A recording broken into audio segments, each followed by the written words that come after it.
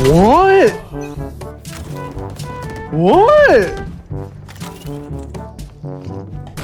What? This gun is insane now. Riot developers have messed up badly, and the pros are not happy about it. With patch 5.06, the devs decided they wanted to change how the eco rounds are played. No longer will the Sheriff or Classic reign supreme. The new gun in town is the Stinger.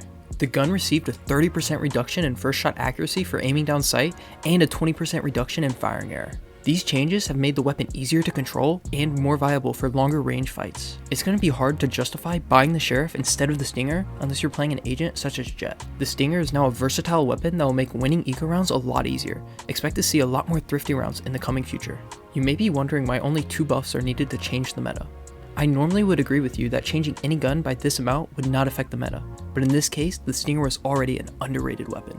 In fact, it wasn't until just recently it started finding success in pro games.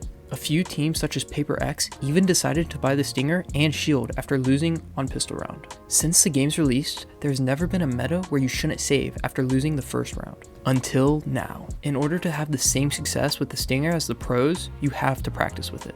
Its spray is much different from the other weapons. The recoil control is more extreme and it kicks to the left instead of the right, making a backwards 7. Your ability to control the recoil largely dictates what distances are acceptable to fight. If you're new to this weapon, you may want to try to take fights under 20 meters, but as you start to understand the recoil, it is possible to take fair fights at 30 to 40 meters. Let me know in the comments what your thoughts are on the Stinger and if you're going to be using it in your ranks. Peace.